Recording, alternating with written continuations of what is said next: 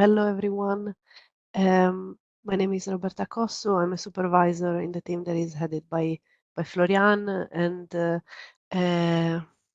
we wanted to remind you that, of course, the ECB's supervisory task explicitly exclude AML CFT supervision of banks, but money laundering and terrorist financing pose a danger to the sustainability of banks and can seriously damage the trust in the banking sector as a whole.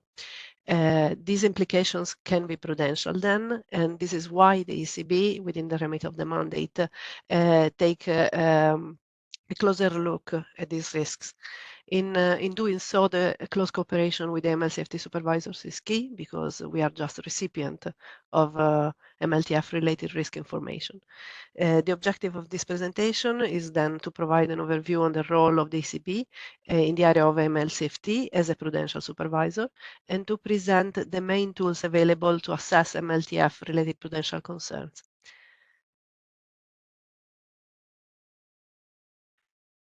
Taking a bit of a distant look and at the big picture, we have underlined that MLTF may have serious prudential consequences, but going a bit zooming in and going a bit deeper, these money laundering terrorist financing issues can lead to namely unsustainable business models, weak governance and compliance controls, swift liquidity deterioration, fit and proper reassessment, and withdrawal up to withdrawal of authorization as a last resort measure.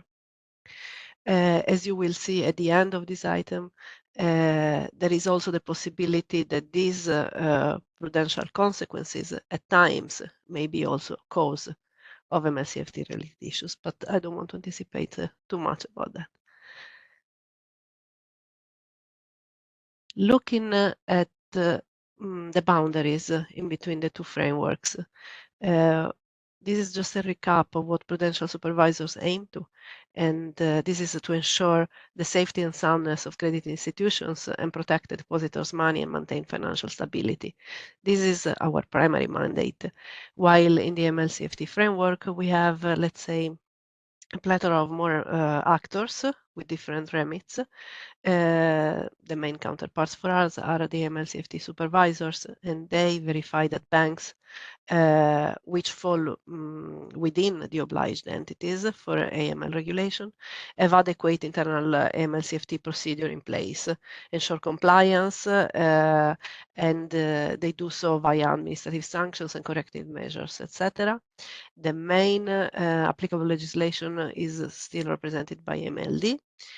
And these clearly signal to you that there is a potential area of overlap with prudential supervision, which is the one of governance, internal controls, just at the level of ML safety controls.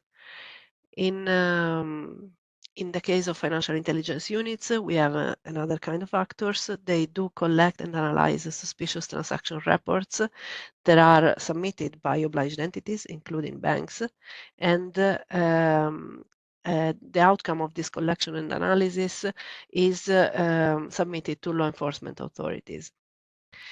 Law enforcement authorities are those that have the investigative powers to prosecute money laundering and terrorist financing as a crime and also tax offenses that may be related to it.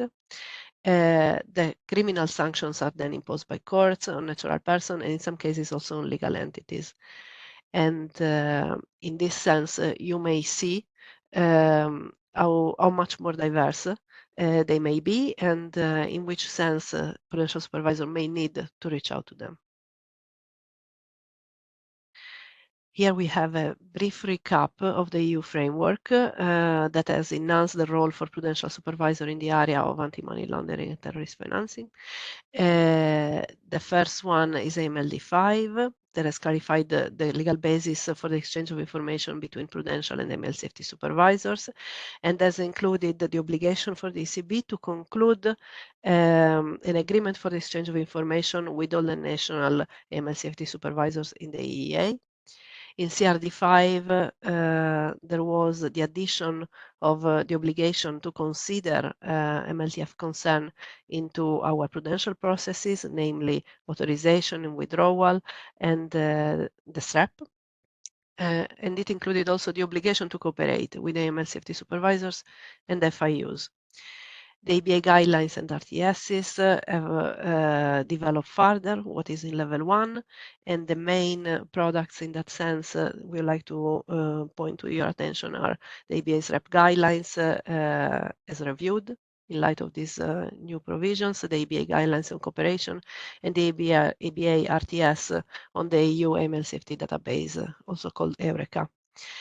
Last but not least, the upcoming AML legislative package is going to further shape the enhanced role for Prudential Supervisor. As you might know already, this will require the establishment of a new AML authority at EU level and an EU supervisory system for AML, a new regulation on AML CFT, a reviewed directive, 6 directive or AMLD6, and a revision of the 2015 regulation of transfer and funds. Here we wanted also to recall what are our main tasks for what concern MLCFT. We are clearly a horizontal function, which means that our team acts as a central point of contact for MLCFT issues. We facilitated the information exchange and we provide support in all matters that JSCs may come across in their ongoing supervision. We support the role of JSCs in AML colleges, and we advise on how to deal with the money laundering terrorist financing information we might receive by the AML safety supervisors.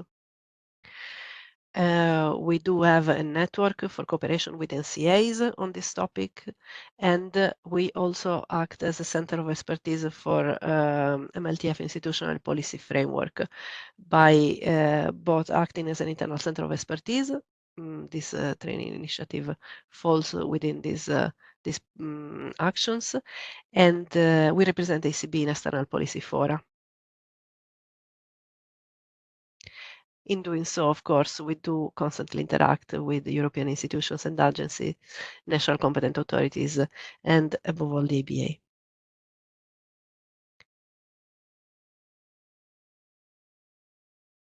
Hi, everyone, thanks, Roberta.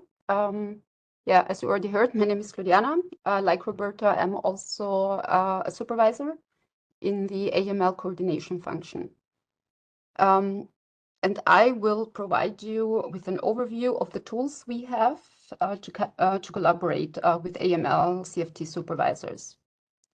So there has been increased supervisory focus on MLTF risk from both sides, from AML perspective, from AML supervisors, as well as from Prudential supervisors, leading to a lower tolerance when it comes to weaknesses over the past years, which is also very much understandable, given that also recent prominent cases have shown that banks with AML CFT weaknesses are more exposed to reputational risks.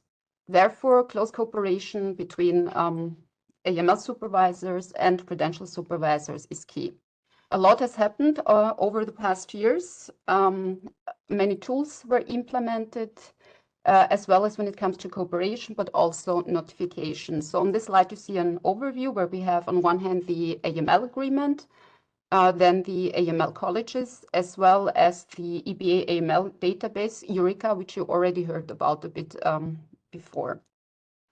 Going on the next slide, you see the categories of confidential information which can be exchanged with AML CFT supervisors, and the communication channels. In the interest of time, I'm not going through the whole slide, but some examples are, for example, SREP outcomes, especially in the area of risk control, liquidity, business model, or OSI findings, or, for example, authorizations with, like, for example, when it comes to fit and proper assessment, but also to qualifying holding procedures with AML, with MLTF concerns, but also, for example, withdrawals, as well as, for example, breach reports, which the ECB receives.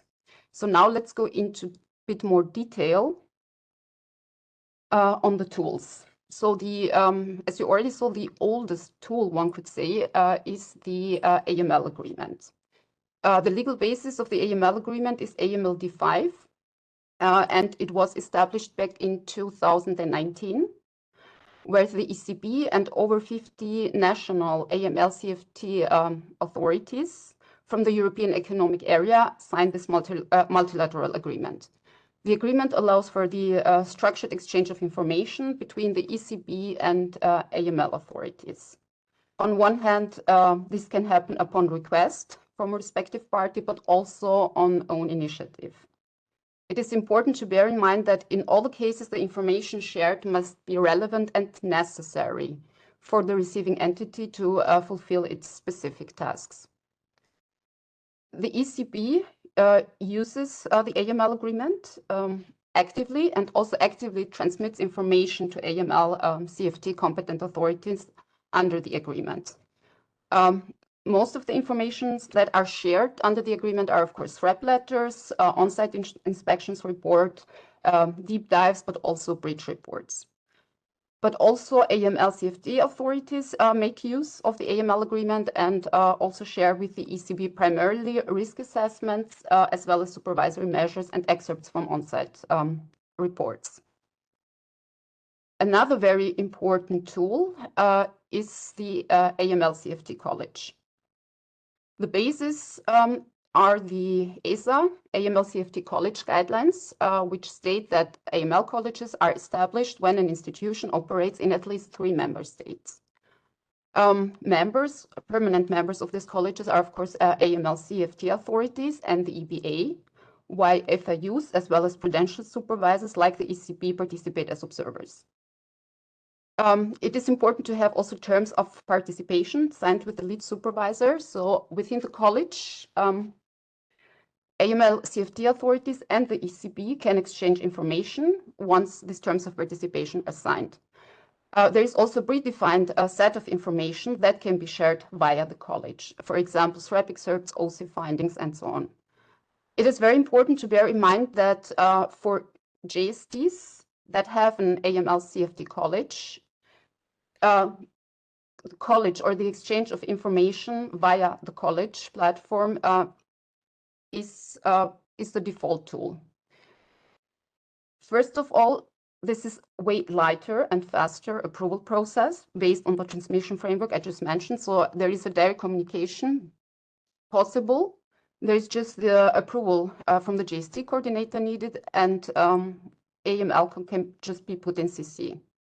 This also leads to a higher flexibility regarding communication channels, but also it enhances the cooperation between AML CFT supervisors and the JSTs.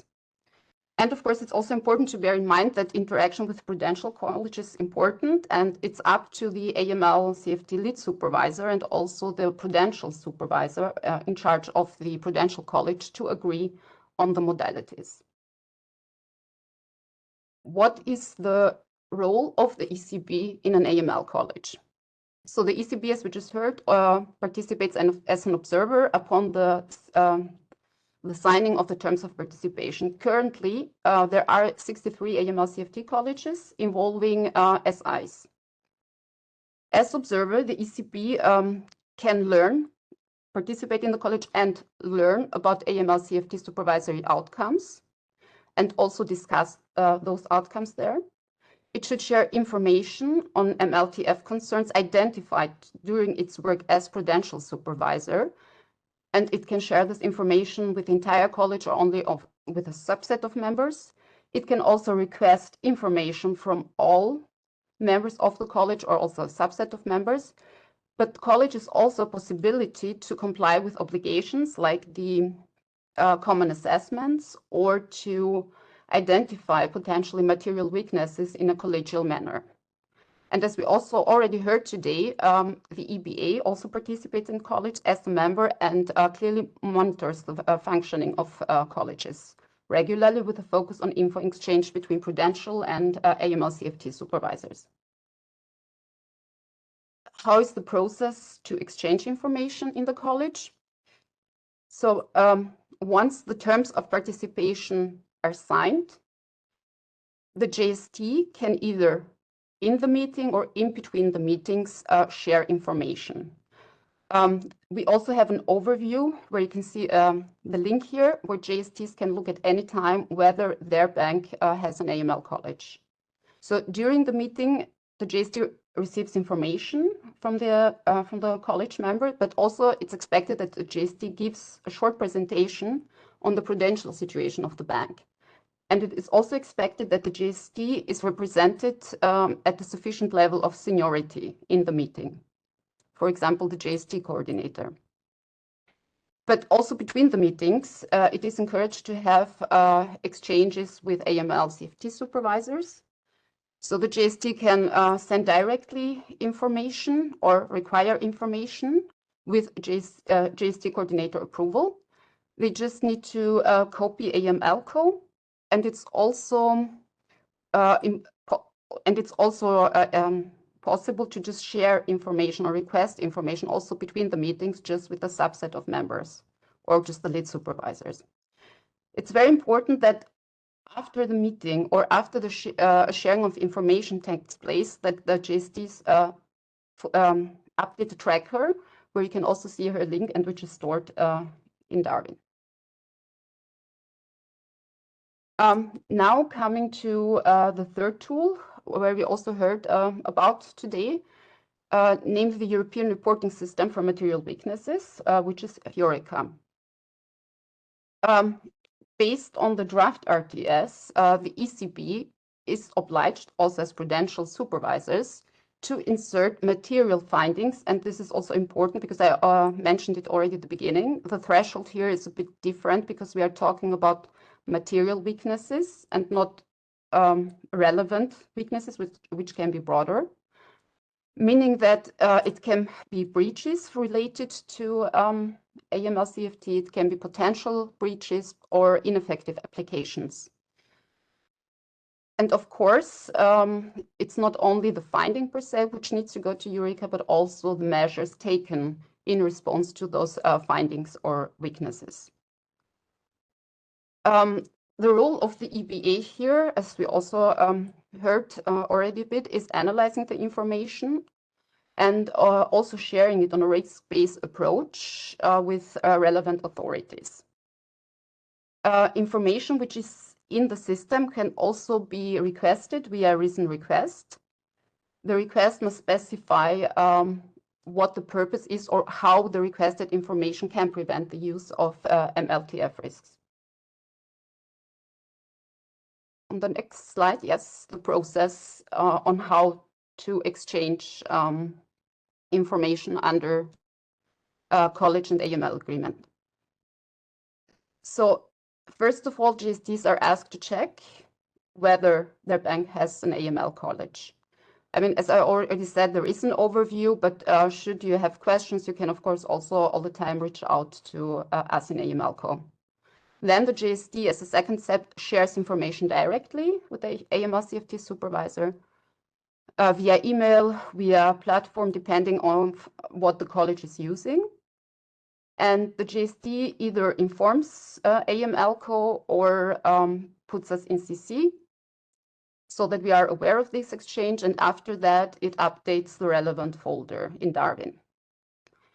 When we are talking about the AML agreement, which applies for JSTs who do not have a college and also in specific cases, the JST is expected to approach the AMLCO contact point or the general mailbox. And we will, of course, provide the relevant guidance and templates. Then the JST is expected to complete the template. The template is then co-signed by JST and also AMLCO and sent by AMLCO via a secure channel to the respective AML supervisor. And after this exchange takes place, the JST is expected to also here update the relevant tracker stored in Darwin. So to sum up, there are quite some tools. It's important to bear in mind that if there is an AML college, the exchange of information should in general take place via the college, at the meeting or in between the meeting in writing. The AML agreement remains in place for banks without a college and for specific situations. And it's also important to be aware that material weaknesses are submitted to Eureka. And finally, I would like to point out that the use of different cooperation tools adds, of course, a lot of complexity. So it should only be intermediate. The ECB contributes to the work of the AML package and the future AML authority, also with the goal to simplify the layers of cooperation and to increase efficiency. Thank you very much, and hello everyone. Also from my side, my name is Francesco. I also work in the AML coordination team, and I will give you a brief overview of the reflection of money laundering and terrorist financing in prudential supervision, with a focus on my side on ongoing supervision. And then I will hand over to colleagues from the Fit and Proper division and from the authorizations division to speak about their relevant area of competence. And we start with the what we call the vigilant approach to AML. This is the approach that the ECB has developed and has been approved by the SB in 2019 to devise a strategy for the reflection of money laundering and terrorist financing related concerns in ongoing supervision, and with a particular focus on the SREP.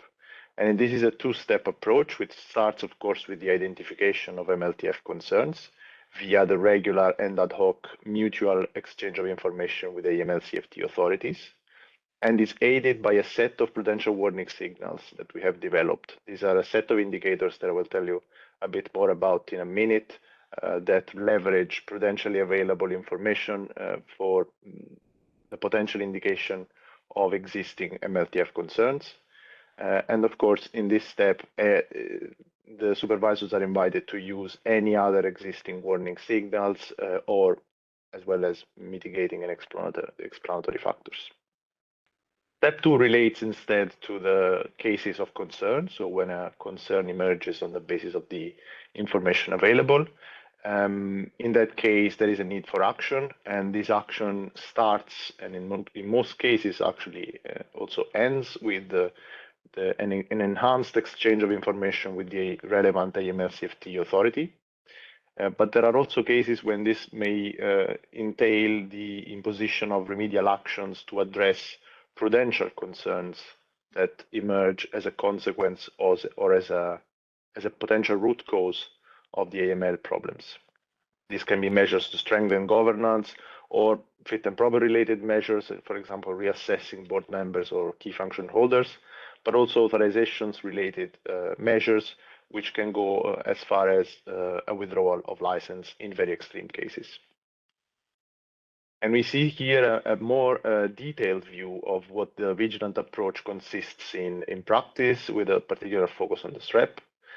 So as you can see, the main sources of information start with the information provided by the AML CFT authorities.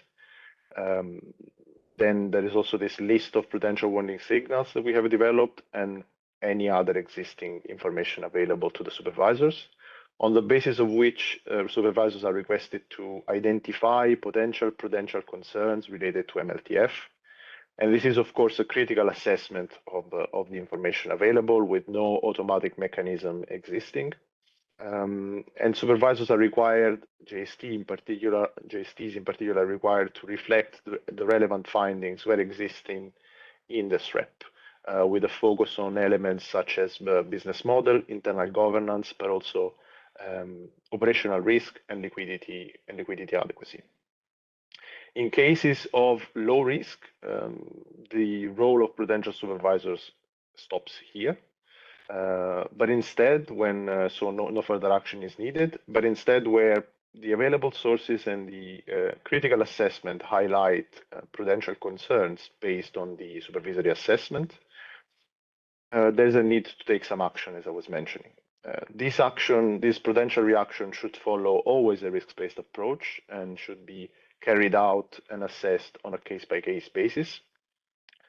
In cases of low risk, it might be sufficient to have a further engagement with the AML authority, but also in some cases with the bank itself, always within the limit of the prudential supervisory mandate. Instead, in cases of more serious concerns, it should be considered to take further prudential action. And you have here on the slide a list of the possible escalation of different available measures on the Prudential side, which start from a very light enhanced dialogue or challenge with the bank on the potential prudential root cause or implication of the MLTF concerns. But it could be also a downgrade of a certain SREP score or subscore. So for example, the one related to the compliance function. It could be some on-site activity or a deep dive relating to compliance or governance. Of course, not directly related to AML CFT controls, because this is not within the remit of the Prudential Supervisor. There could be cases where a reassessment of board members or key function holders is warranted, as colleagues will tell you more about later. And there could be consequences or prudential actions related to liquidity. So, for example, an enhanced monitoring of the liquidity situation, but also more very, very serious consequences in extreme cases, of course, such as the withdrawal of a license. I mentioned earlier the prudential warning signals of MLTF concerns. What are these? These are a tool that we have developed here at ECB, and they are a key element to identify MLTF concerns, leveraging prudentially available data sources with the idea to benchmark different significant institutions on MLTF relevant prudential signals and flag outliers. The type of indicators that this is about is composed of both qualitative and quantitative indicators, and sources of this information include data from FINREP and COREP, so the financial reporting of banks, but also the regular exchange of information with AML CFT supervisors. These warning signals relate to several SREP elements, so business model, internal governance, operational risk, and liquidity. It goes without saying, but it's important to specify that the indicators might highlight a certain significant institution at a certain moment as an outlier for a certain category, but there is always the need to conduct a very critical assessment on the part of the supervisors, as the supervisors should verify if the outlier values can be explained by a specific situation or a different circumstance. So, for example, because the bank has a specific business model. I wanted to show you here a complete list of these indicators. Without going into the details of each and every indicator, we have some that relate to the exposure of the bank to certain markets, especially countries and jurisdictions that are considered as high money laundering risk based on different available international standards. Or, for example, whether or not the bank conducts activities related to crypto assets, which, as we know, might be a cause of enhanced risk in this respect.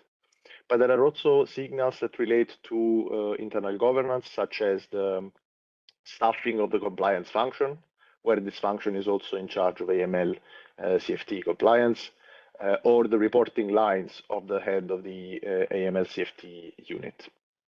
Operational risk signals consist mainly in signals related to IT, so the IT infrastructure of the bank, as in many cases, the IT framework of the bank is also relevant for the anti-money laundering systems, whereas signals related to liquidity relate to the exposure, again, on the deposit side to certain high-risk countries, or the exposure to US dollar-related activities, which might cause some pressure on the bank in case, for example, the US authorities, the US anti-money laundering authorities, decide to impose on the US banks to cease relationships, for example, correspondent banking relationships with European banks because of perceived money laundering issues. And we also have here an example, a more practical example of some qualitative indicators that relate to internal governance. As you can see, this is a varying set of information. For example, one such element, one such quantitative indicator is, as I was mentioning, related to the staffing of the compliance function, or qualitative indicators are the awareness of the management body regarding the risk, the MLTF risk to which the bank is exposed. There are also a set of different questions which are, of course, available for all JSTs on a yearly basis. And this is instead an example of the quantitative indicators that I was mentioning. So again, here you have the staffing of the compliance function, or the reporting lines of the AML CFT function in particular to the management, whether or not this function has access to the management body in its supervisory function. And finally, to conclude this part, we wanted to insert here a reference to an element which is very important, that has emerged as very relevant also in relation to the prudential implications or root causes of MLTF issues in our supervised banks, which is risk culture. There is a lot of work that has been conducted with regard to risk culture, and in particular, you can see here a series of so-called red flags relating to governance and risk culture that have been identified in the previous past supervisory cycles. Risk culture relates to four different elements: so the tone from the top, the incentive framework, and the culture itself, so a culture of challenge and diversity, but also the accountability for risks. Just to mention a few, such a red flag, for example, relating to the tone from the top, is a dismissive attitude of the staff towards compliance, regulation, and supervision. Whereas, for example, in terms of incentives, a red flag is found where, for example, the promotion process of bank personnel is not reflecting conduct and misconduct, ethics and behaviors related aspects. I will stop here, and I will invite a colleague from Fit and Proper, Marina, to take the floor.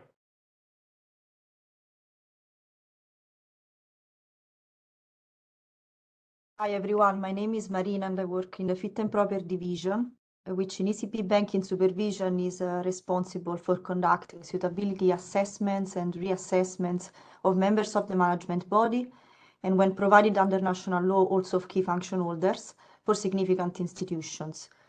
I will talk to you about how AML and CFT elements are reflected in the suitability assessments and reassessment framework. And I will start by outlining the set of documents and available tools for approaching fit and proper assessments from our side. First of all, there is a set of documents and tools that are accessible to the public and in particular to the banks. And among these, the Fit and Proper Guide is very important because it consolidates our policy stances and includes all the relevant information about how we conduct fit and proper assessments, how we screen the single fit and proper assessment criteria, and also sets out a supervisory expectation as to how the information should be provided by the supervised entities in the context of fit and proper applications or notifications. The Fit and Proper Questionnaire is instead the primary source of information, and it is the initial submission for a fit and proper assessment by the supervised entity. And it is filled in, as I said, by the supervised entity, but in line with the information that is expected to be provided under the Fit and Proper Guide. So the two documents work in synergies. Finally, the IMAS portal is an IT platform through which the fit and proper notifications are submitted. And this is, as mentioned, also accessible to the public. There is a second set of policy documents and tools that support NCA, JSTs, and ECB case handlers.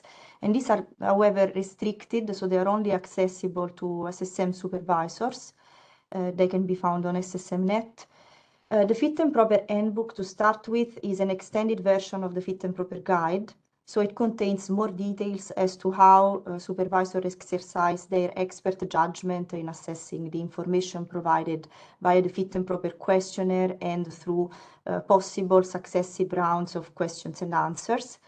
In addition to the fit and proper handbook, it is worth mentioning also fit and proper interview scripts, which are templates divided by type of position. So they are customizable by the JSTs and case handlers depending on the position at hand.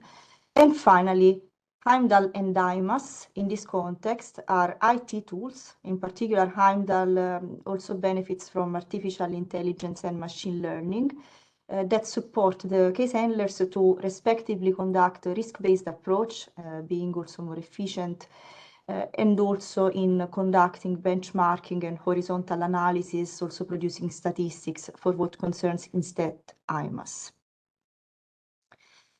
The most important documents in order to understand and frame where AML and CFT elements are integrated into the existing fit and proper methodologies and policies are the fit and proper guide, and I would say most prominently the handbook for what regards us as supervisors. And they have one important aspect in common, which is the final aim is to raise the bar in fit and proper assessment in the view of increasing efficiency and transparency in conducting such supervisory evaluations. With regard to transparency, indeed, the fact that a sanitized version of the handbook has become the guide enhances the transparency of our processes and their perception by the public. And the fact that the fit and proper guide work in synergy with the questionnaire also contributes to this objective, which is depicted as the fourth and final block on the right. The other measures that have been implemented through the latest revision of our policy framework, which dates back to end 2021-2022, are indeed the reinforcement and further elaboration of the reassessment policy. Then the definition of an additional policy on individual accountability. Secondly, an encouragement for banks in ex-post jurisdictions, meaning in jurisdictions where the fit and proper assessment takes place after the relevant individual has taken up the position. I was saying an encouragement for these banks to submit the relevant fit and proper application in advance of the appointment, but on a voluntary basis, of course. And finally, the setting up of initial supervisory expectations on climate risk, expertise, and gender diversity as prominent focus areas from a supervisory perspective. Zooming in on the documents that I referred to in the introduction to this presentation, as you can see from this slide, there are relevant sections in the fit and proper questionnaire where AML and CFT elements are encompassed. First of all, in the experience tab, but also in the reputation tab, and finally in the collective suitability tab, where information on the competence and experience of members of the management body is gathered. Moving on now to where the relevant elements on AML and CFT can be found in the context of the fit and proper guide and correspondingly in the handbook. As you can see from this slide, there are three main blocks. Which are the general section on reputation, the subsection that was newly introduced, as I mentioned, on individual accountability, and the section on reassessments. Regarding reputation, in line with what colleagues from AML has presented earlier, DCB has no fact-finding or investigatory competencies in AML CFT. Nevertheless, we conduct also in fit and proper supervisory assessments that are of a prudential nature, and in this case, we benefit from the information provided by the competent AML supervisors, and based on that, we conduct the related prudential assessment. AML and CFT related elements appear in the context of reputation, particularly when guidance is provided as to how to weigh the impact and the hierarchy of relevant proceedings that will have to be disclosed by the supervised entity and the appointee and then analyzed in the context of fit and proper assessment. So as you can see, one possible dimension is the disclosure of AML-related administrative proceedings and also other investigations that might be ongoing, or also the imposition of measures, including sanctions. And then in terms of the facts and information to be provided, all the available findings related to AML, which could derive from court findings, also arbitration or settlements, but also facts in the public domain, and finally also external reports from reliable sources could and most likely should be disclosed in order to support the supervisory assessment in that context. Regarding reassessments, as I mentioned earlier, reassessments were elaborated for the first time when the fit and proper enhancement package consisting of the guide and the questionnaire and from an internal perspective, the handbook were revised about 2 years ago, 2 years ago. And the newly introduced section provides clarification on the process, which is articulated in 3 stages: pre-screening, as you can see, step 1 reassessment and step 2 reassessment, but also provides guidance on substance, meaning that the concepts of materiality and severity, which are key in the general reassessments framework, have been further defined. It also, the new section on reassessments also links the impact on the new facts to the decision to initiate a step 2 reassessment, which always lead to the formal adoption of an ECB decision. And finally, specific guidance is given in relation to AML facts and ongoing proceedings in this field. I also would like to mention that, as you can see on the box, from the box on the right-hand side, the guide, but also the handbook, contains a sort of statement of intent that acknowledge the key role of governance supervision and also the goal of fighting AML in the context of reassessments. And it anticipates that new facts, but any new facts related to AML that may affect the suitability of a member of the management body or key function holder when they are assessed according to national law, will always be subject to a step 1 reassessment, meaning that looking into the different stages of a reassessment, by definition, in this case, as an exception, we will reach a step 1 reassessment every time new facts pertain to AML and CFT matters. More details on this can be found in this slide. I just explained what the first red quadrant on the left means. So by means of exception, an increased attention is paid to AML findings. So it always requires a bit more digging compared to a pre-screening phase, which is mere information gathering. But on substance, I would like to mention that AML and CFT related matters appear as examples of new factors that may affect the suitability of an appointee through examples, in order also to guide the case handler when they are faced with new facts that might ring a bell. Among these examples, we can find outcome of on-site inspections, the imposition of measures and sanctions applied by the relevant AML supervisors or also by NCAs, but also ongoing proceedings. So it could be investigatory proceedings because the most of the evidential value is attributed to criminal convictions, as you can imagine. And finally, external reports, when they are produced by reliable source, are also very important elements that are usually acquired when reassessment is commenced in the context of step 1. Zooming in on the main criteria that are affected, the main fit and proper criteria that are affected in case of reassessments, and particularly reassessments that are triggered by AML facts and findings. Also here you could see that AML regulation appears among the possible pieces of legislation whose violation can draw the attention of a supervisor in case these violations have led to ongoing criminal or administrative proceedings, but also to the application of enforcement measures. And of course, as I mentioned a bit earlier, final court administrative decision, and most importantly, criminal convictions, and this is in line with the general approach to reputation, bear the maximum evidential value, and of course, take into consideration also the specific matter that is AML in this case.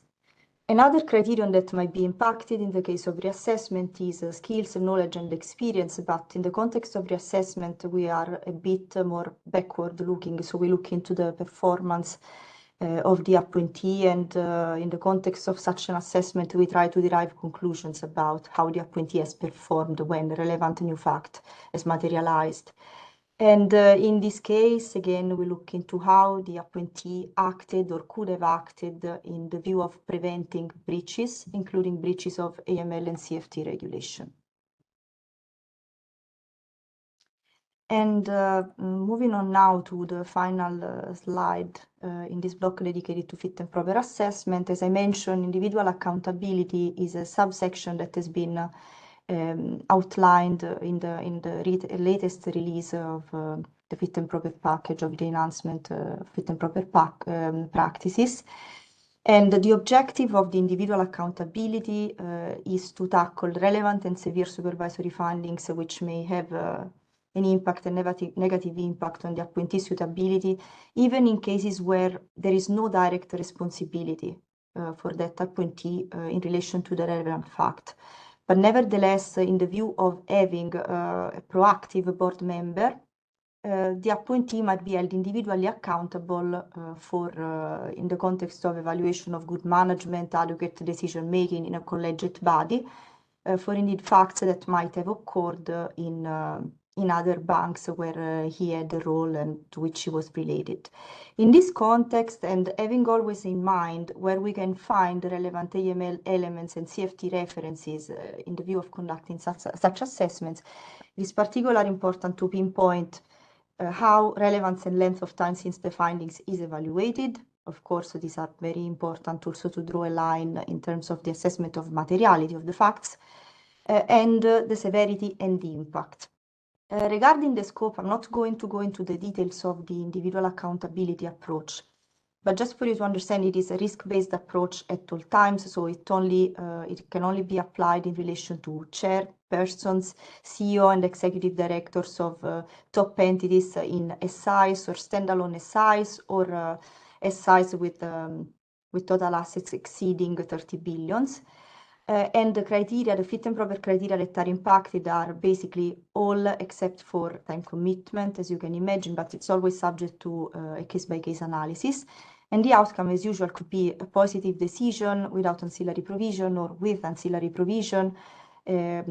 Also, possibly supervisory expectations in case there is any important message to convey in the context of collective suitability. Perhaps this is usually done in coordination with JSTs, or possibly a negative decision where the relevant facts are considered as not mitigated.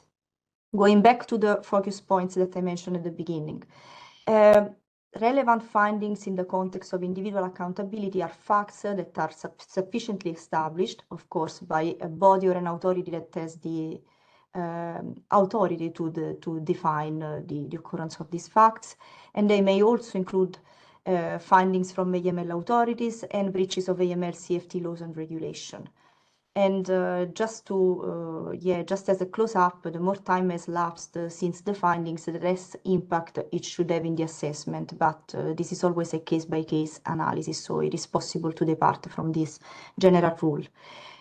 Severe findings are, of course, findings that have a significant impact on the entity or the market or consumers, but this may include also structural root causes, and severe findings might reveal the existence of criminal activity. So as you can see, the link between these relevant facts and AML relevant facts and findings could be very, very close and very tight. And on this slide, I conclude this presentation and I will hand over the slide deck to our colleagues in authorization. Thank you for your attention.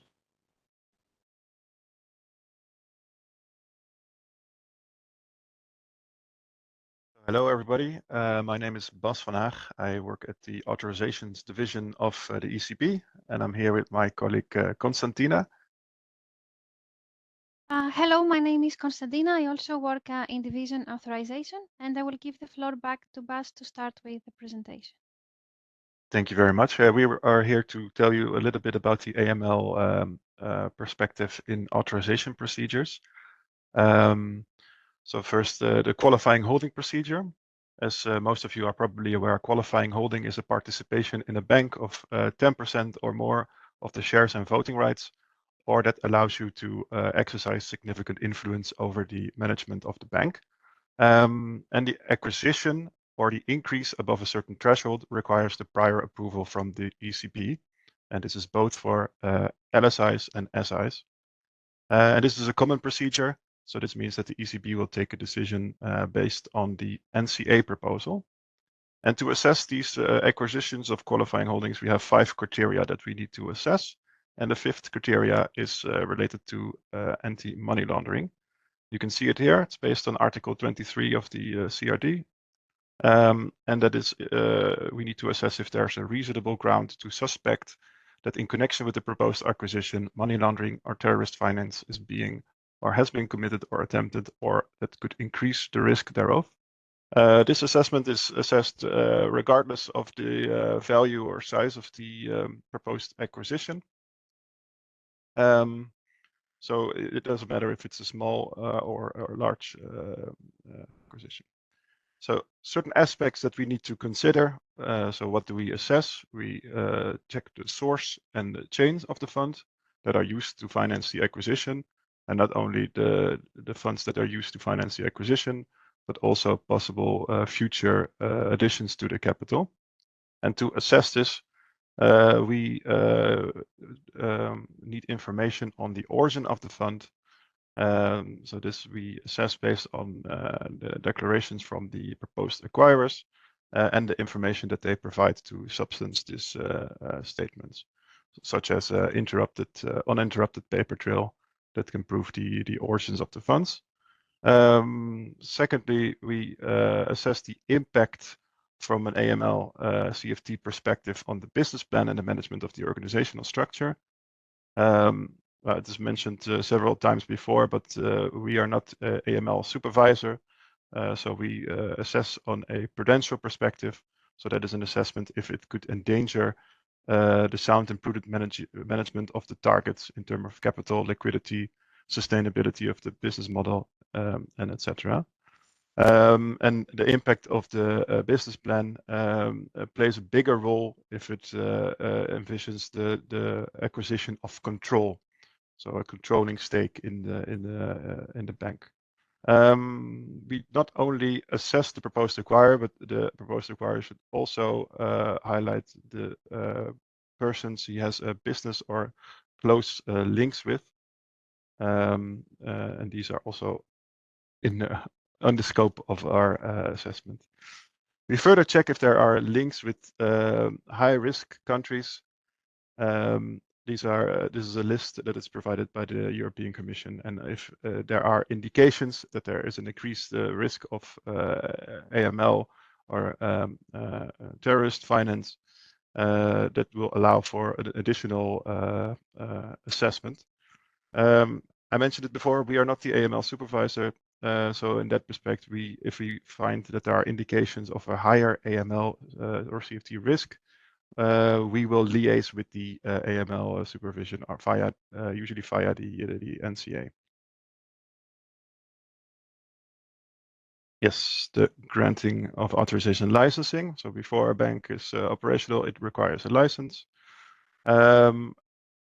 AML criteria plays also an important part in the licensing.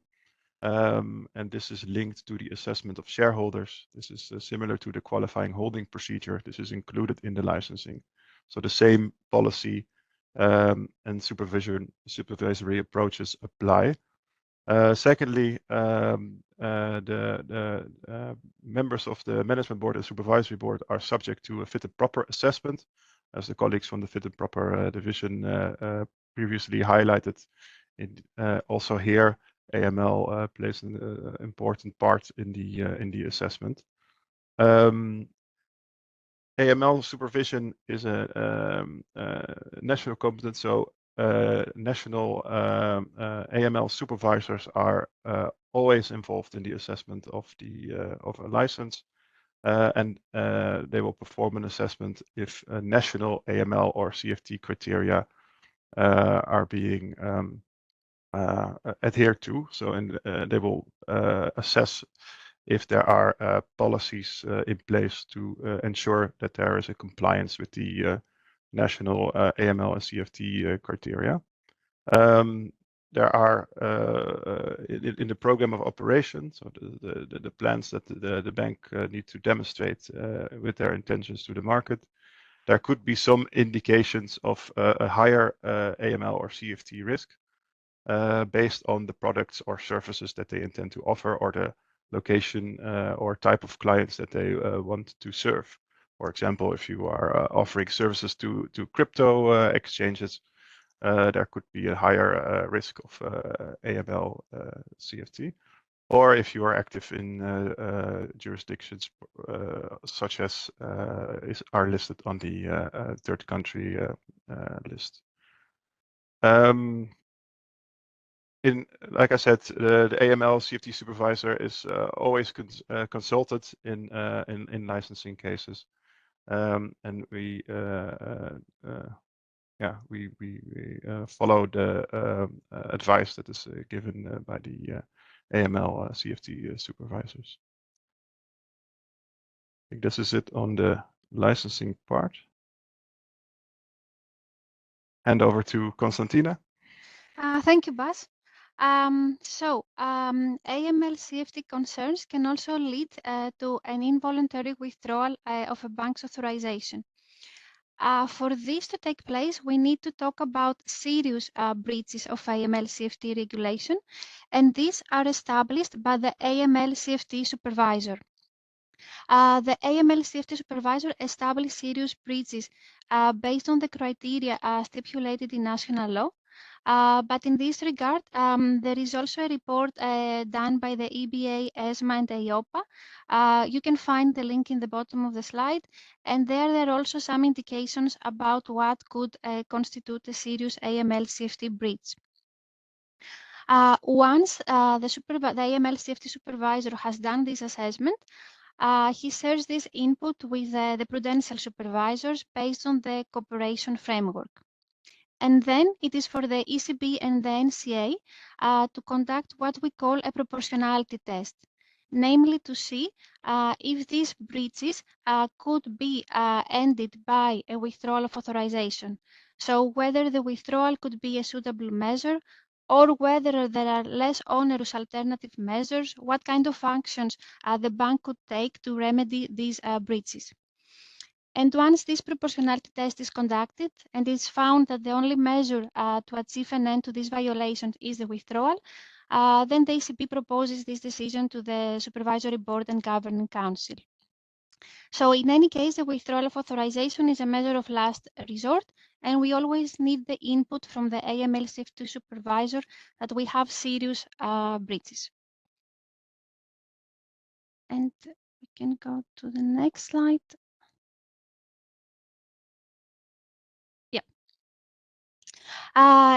As you have understood, it can be difficult but still crucial to delineate the competencies between the AML CFT supervisor and the ECB NCA as Prudential supervisor.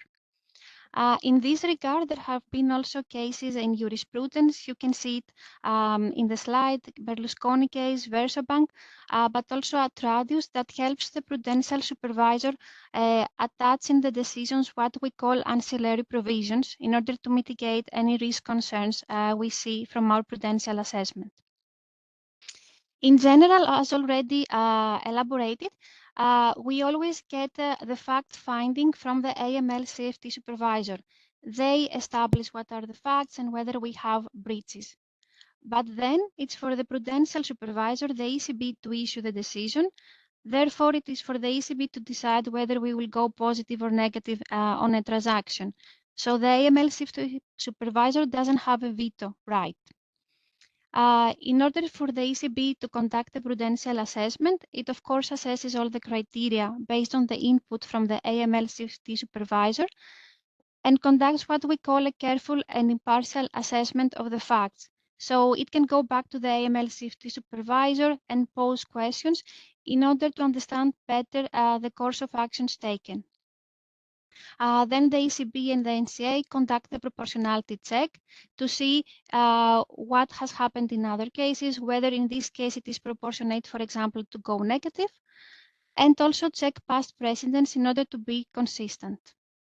As you can see, the last year we had an increasing number of cases that had AML-CFT concerns. We even had a case of involuntary withdrawal that we shared with the FIU and the Eureka database. And we still have many pending cases. For you, what is also of interest is that we have developed in authorization a dedicated policy stance in case of licensing of institutions that get involved in crypto asset related activities. Recently, also the qualifying holding handbook was updated with dedicated chapters on AML CFT assessment. And soon there will be a new licensing and withdrawal handbook that also includes dedicated chapters. And we are close to finalizing operational guidance on how to assess money laundering terrorist financing concerns from a Prudential assessment.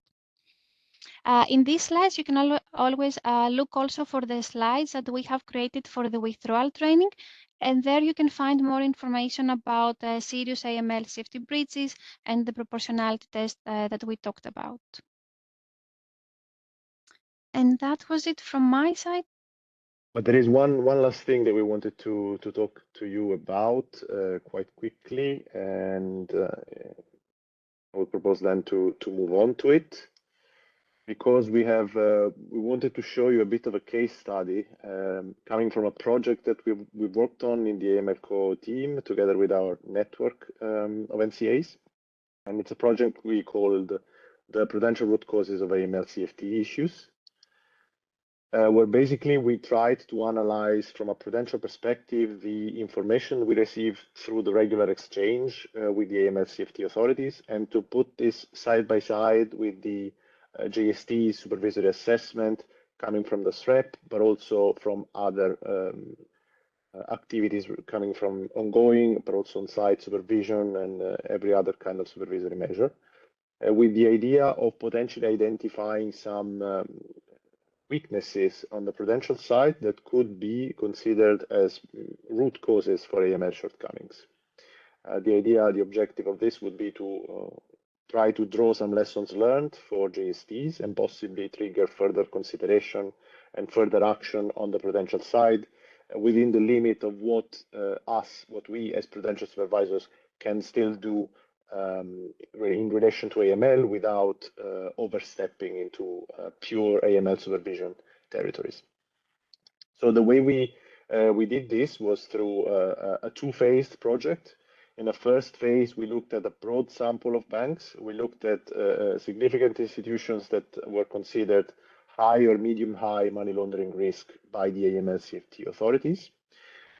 This was a bit of a horizontal review where we tried to have a broad perspective and analyze also from a quantitative point of view the existence of common patterns or common trends among these banks. And then in phase two, we focused more on a much smaller sample of banks. So we selected 5 banks, 5 cases that we thought were more interesting to look a bit deeper into.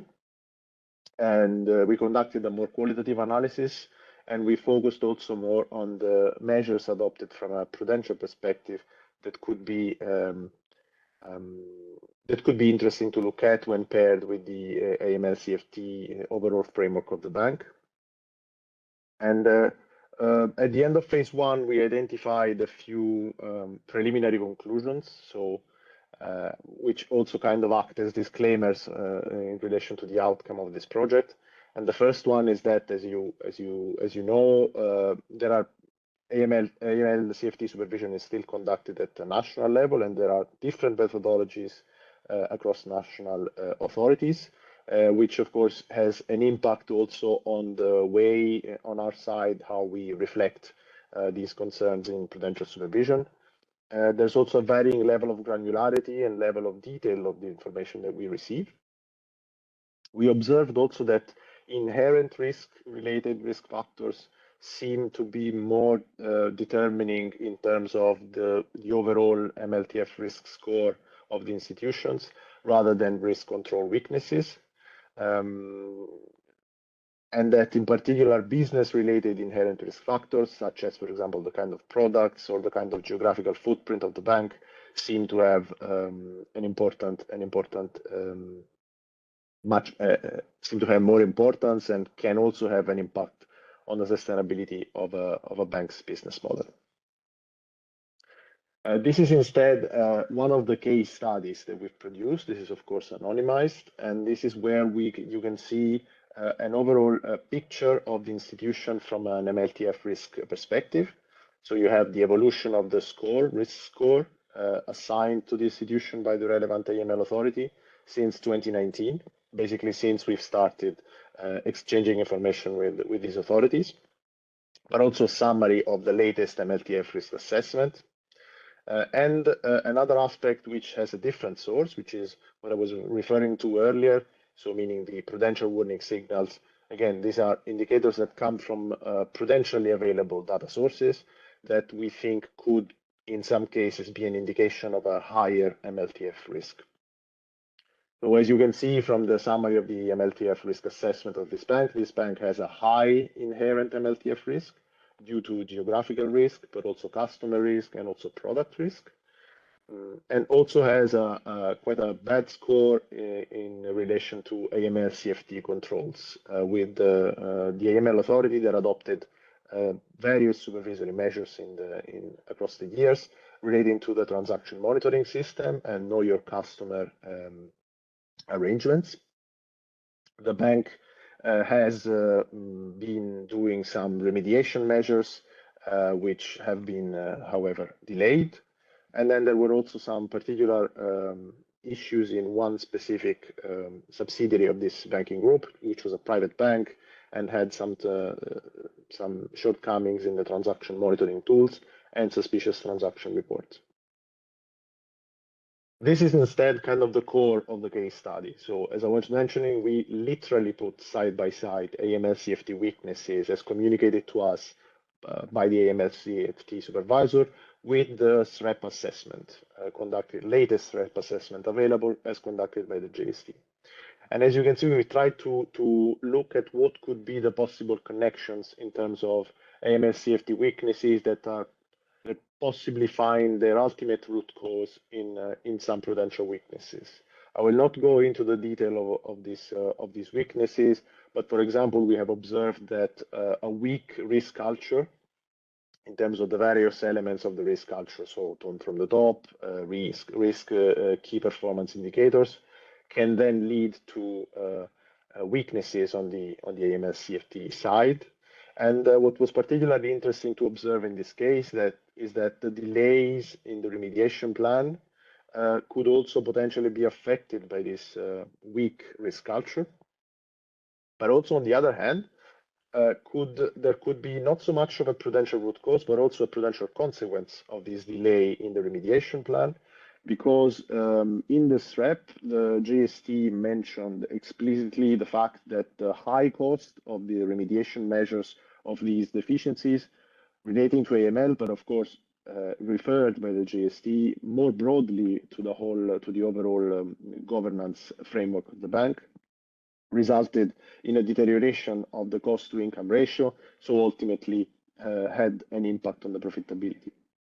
There is also a series of measures that you can see here that were adopted by the JST. The first of which we wanted to highlight is a very close informal collaboration with the AML supervisor, facilitated in this case by the integrated setup of the NCA. But also there was an impact on the SREP score, in particular relating to business model, where the JST could have upgraded the score for the latest SREP cycle, but decided this could not be done. This was not warranted, specifically due to this high cost of the AML remediation measures. And as you can see here, there were also some consequences, some measures related to the suitability of the board members, because there was a fit and proper reassessment which focused closely on the role and responsibilities of individual board members in relation to past AML-CFT breaches. Coming now to the observations and lessons learned. What do we think we can learn from this case in particular? First of all, that a wide international presence of a bank in most cases, so very often, means a high inherent money laundering and terrorist financing risk. But of course, the prudential supervisory focus must be more on the control and mitigation of arrangements and residual risk rather than inherent risk factors such as a bank's the way the bank is structured, the way the bank operates. Slow progress in risk management improvement plans may also be reflected in similar issues in AML-CFT remediation plans. IT risk control deficiencies at the parent level may also impact AML-CFT controls in subsidiaries. And also what I was mentioning earlier, so that AML weaknesses that are not promptly remediated may pile up over time and result ultimately in more costly remediation measures with a potentially significant impact on profitability. And here you have conclusions, so overall conclusions and lessons learned, which we think we could draw from all the cases we looked at, so not just coming from the case we just went through. And some of these may seem quite obvious to you or coming from, just responding to common sense, but it's important to observe them from our perspective. So the first one is that governance and control deficiencies may lead to ineffective AML-CFT controls. The second one is the link between the effectiveness or the efficiency of IT systems with the AML-CFT control system, which is also observed, on the other hand, by cases where a centralization of IT functions had benefits also over AML-CFT controls. And then finally, this aspect of financial performance, where on the one hand, financial performance may restrict investments in MLTF risk mitigation, but at the same time, as we've observed, if AML weaknesses persist over time and are not promptly remediated, may result in higher costs and ultimately an impact on profitability.